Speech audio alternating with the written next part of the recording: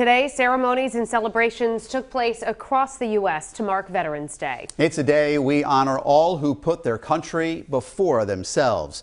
12 News was there for several local events, including one in particular that has a special tradition.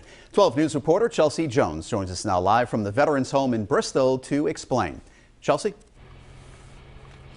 So, Mike, you know, like when you're returning home, you might miss mom or grandma's home-cooked meals. Well, this meal is a tradition that's been going on since 1919, and it's a meal they've been making since then that soldiers apparently wanted when they returned from war. Order. Arms. 13 stripes and 50 stars billow in the air, a symbol of our nation, the land of the free. Millions of Americans who have served and are serving in the United States military fighting for our freedom, all celebrating Thursday, November 11th, Veterans Day. I wish I could tell them all how important freedom is, because I've been in several countries, or lots of countries around the world. People have suffered because of lack of freedom. Army veteran Ted Lowe served in World War II and the Korean War. I did what I had to do, and I'd do it again if I were given the opportunity.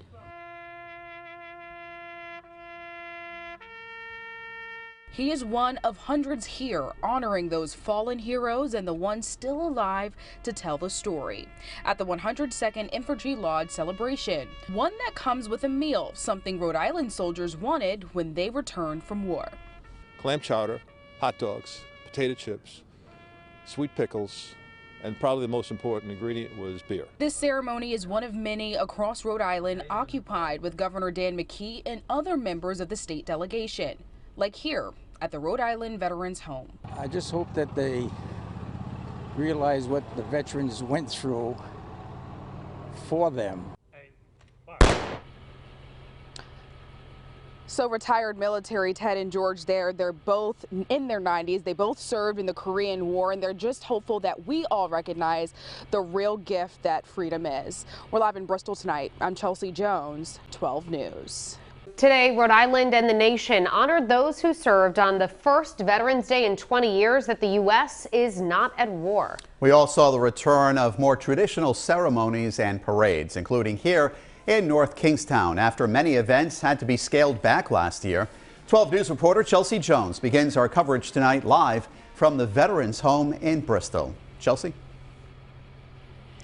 Well, guys, like we know, today was a day of sisterhood, brotherhood, as fellow men and women talk about their stories of their time in the military and, of course, honoring those that have served and who are currently serving. I spoke to 2 Korean War vets, and they're just hopeful that we don't forget the meaning of what today really is. Chief Henry J. Poitras. Hundreds of names read in remembrance of those soldiers who couldn't be amongst this crowd today. Saluted for their time spent fighting for our country. And those that we've lost, they did it for a purpose, for freedom. And the trouble with Americans are they don't understand what freedom's all about because they've never been without it. Retired Army veteran Ted Lowe served in World War II and the Korean War. At almost 95, As they noted, I guess I'm the oldest guy around.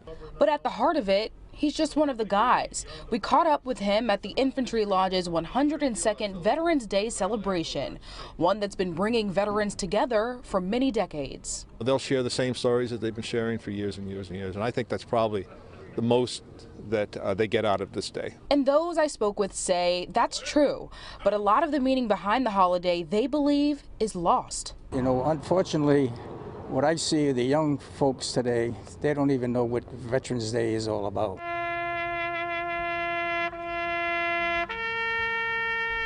So they're hopeful everyone takes a moment to remember those who have fought tirelessly for our freedoms.